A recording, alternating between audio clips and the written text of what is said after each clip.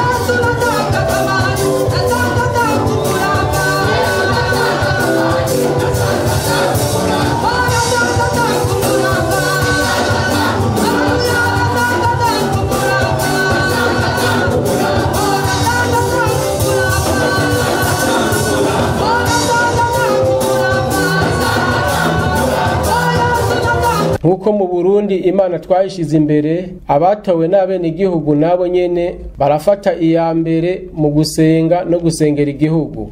Umunsi w'Imana igenekerezo rya 15 Rusama uyu mwaka wa 2022, nyene iteka umukuru w'Inama Nshingamateka yarifadikanije n'abakristo bo mu ishengero Israel Church mu masengesho. Apotre Vital Nzubahimana yatanze ubutumwa yishimikije ijambo riri mu bitabo vya Daniel igice ca 6 n'Abami ba kabiri igice ca 19. Ati kumenya Imana vy'ukuri niko kunesha intambara, kandi mu gihugu c'u Burundi cashize Imana imbere, ishengero rirahagaze kandi rirakora. Niko guhamagarira abakristo bose ko iruhande yo kwitaho ivy'Imana bo kwitaho kandi iterambere ry'igihugu. Ndanze amajambo iravuga ngo kumenya Imana y'ukuri niko kunesha intambara. Kumenya Imana y'ukuri niko kunesha intambara. Kumenya Imana y'ukuri niko kunesha intambara. Byumvikana ko nimba hari Imana y'ukuri, ariho n'izindi Imana atari iz'ukuri, kandi abantu bizera, kandi abantu bashikanira, kandi abantu kumbure banakorera. Ariko tweho twatewe iteka n'Imana, duhamagagwa n'Imana y'ukuri kugira ngo dukorere Imana y'ukuri, nayo dukorere iby'ukuri. Haleluya. Icyo gituma muri kino gitondo numva nuzuye umunezero udasanzwe kubona igihugu cyacu cyarasize Imana imbere, bikandikwa mu ibwirizwa shingiro, indongozi zacu zigashira Imana imbere, mbere zikanabigendera ukwifatikanya n'abene gihugu mu bisabisho cyangwa mu masengesho aho bikenewe, aho Imana yatunze urutoki.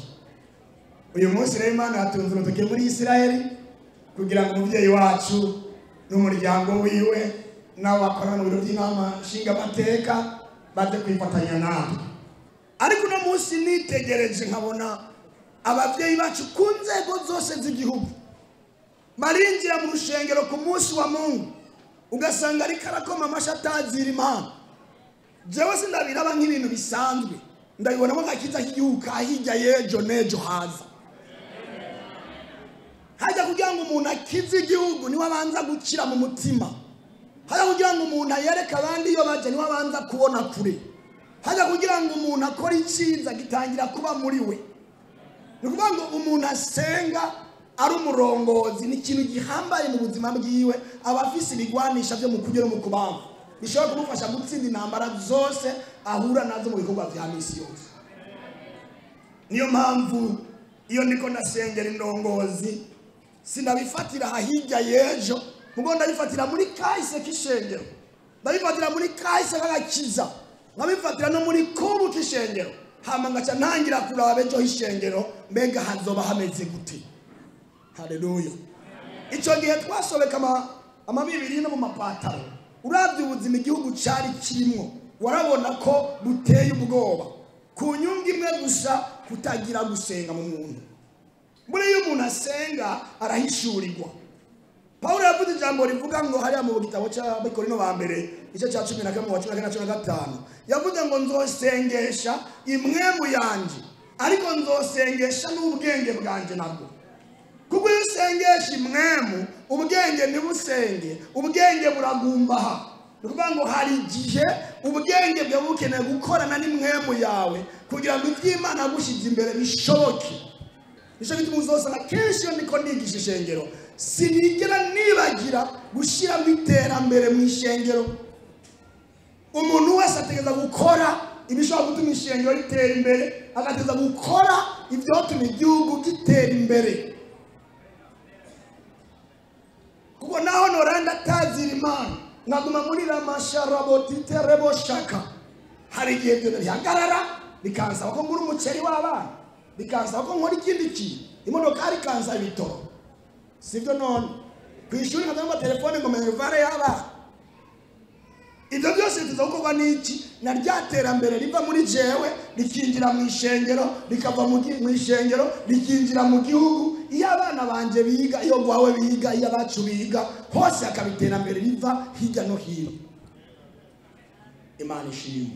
Imana y'ukuri igutabaye ukayimenya igufasha kwiteza imbere no guteza imbere igihugu cyawe.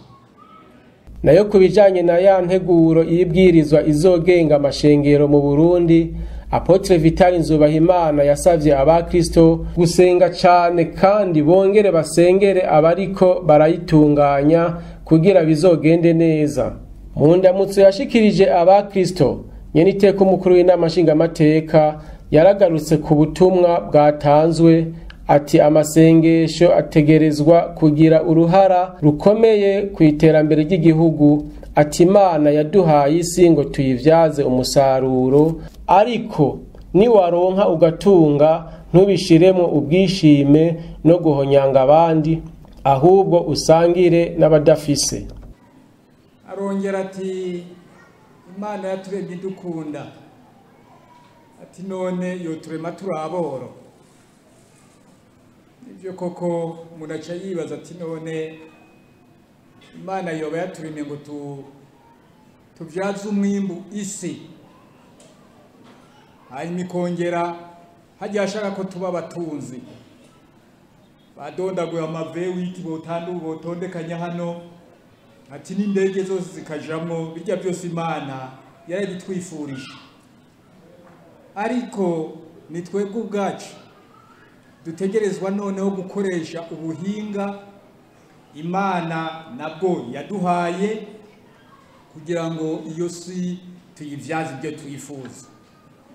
Nukuvuga rero yuko wewe nuramuka udatunze ntuzoze kwifuriza nabi Imana canke ngo uyicokore.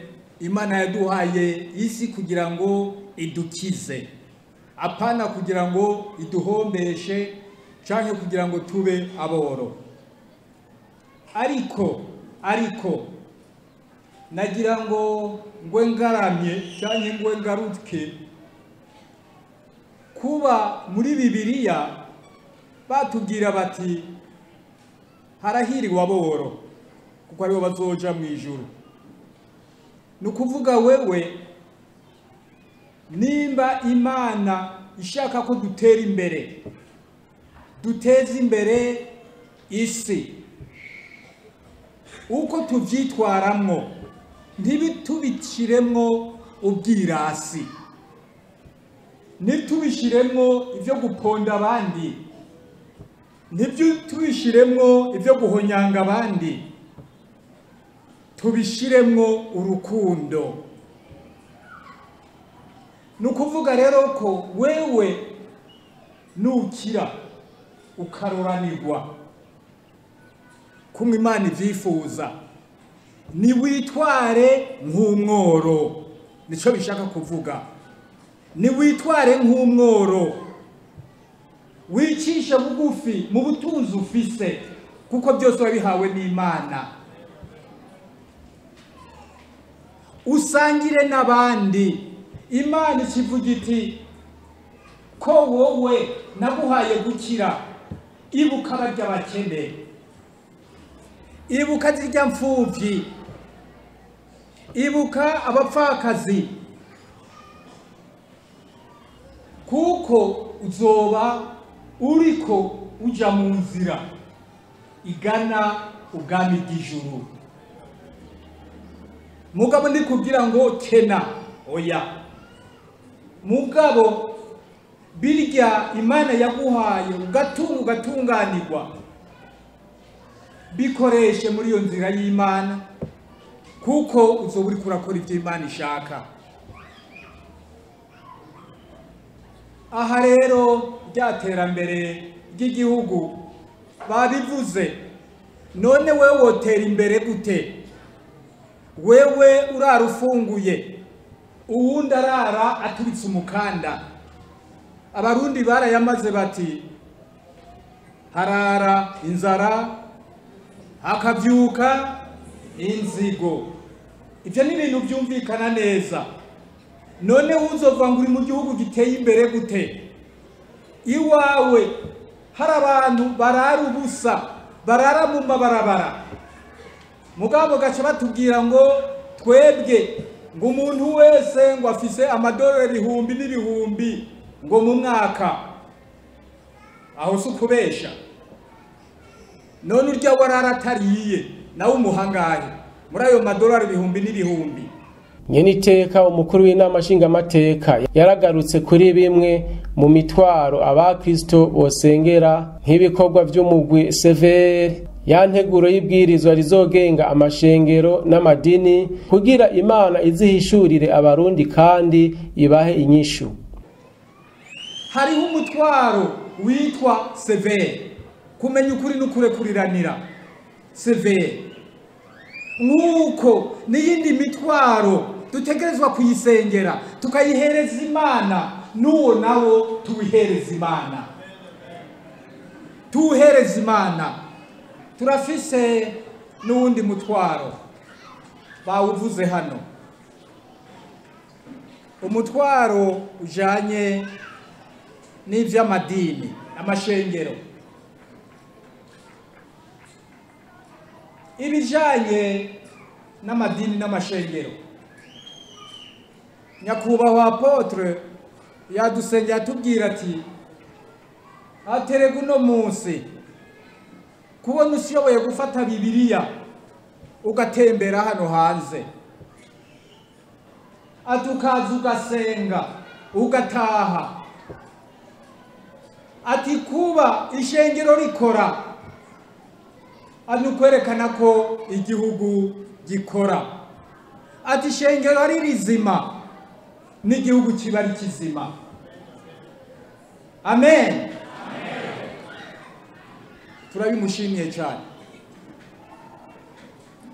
Uno munsi noneho ishengero nubwo turi mu mahoro, nubwo ishengero rizima, harimwo utubazo dusanzwe, n'utubazo tw'abantu. Ahari abantu hama urunturuntu. Ibyo ntibisanzwe. Nta nzu iri kwirasha. Mu Burundi amadini yifashe neza. Mu Burundi n'Imana yarabonye ko dusenga. Ahubwo iratubwira iti dusenge nyagusenga. Tubandanye dusenga nyagusenga. Hari abaririmbye bavuga ngo shikama, shiramanga. Dusenge kuko Imana ni Imana. Imana nta kinanira. Imana yaturemye tukabaho. Nizonanirwa n'utu tubazo duto duto. Reka natwo nk'umuzigo, nk'umutwaro, tubaze Imana icyo twokora. Cyane iyo Mana idufashe kuko ni ibintu bisanzwe cyane. Mugabo Imana ikavuga iti erega najewe mfasha uwifashije. Nidukorere. Muri ivyo twumvise bavuga bati ati turahiriwe, ati ko Nyeniteka yaje hano kandi tukaba dufise umutwaro twomushikiriza. Ataraturabira.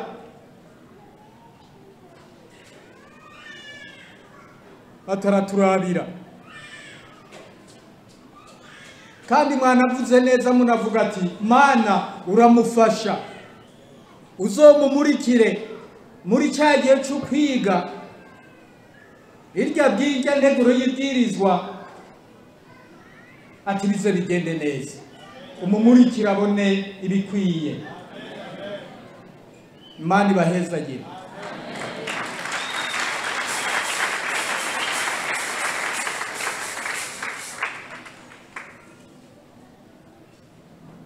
Buriya iby'Imana biragoye. Turashobora gusanga yuko muri irya nteguro y'ibwirizwa kumbure nibyo twibaza ngo birakomeye, nibyo twibaza ngo birahambaye, mushobora gusanga umuti urimwo,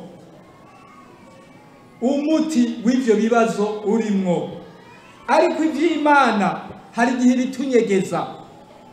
bitunyegeza, tukazoza kubibona byarabaye, kandi iby'Imana niko bigenda. Aha rero dusenge tuvuga tuti Imana duhishurire, utwereke ibinyegeje muri irya nteguro, uduhinyishu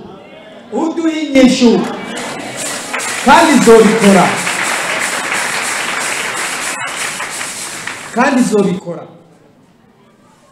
nk'uko yatwishyuye mu bindi bihe, n'ubu izobikora.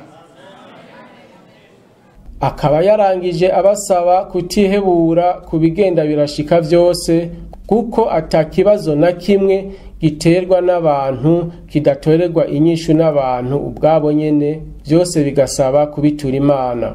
Aha akaba ari naho dusozereye kino kiganiro. Turabashimiye mwebwe mwese mwagikurikiranye, naho ubutaha.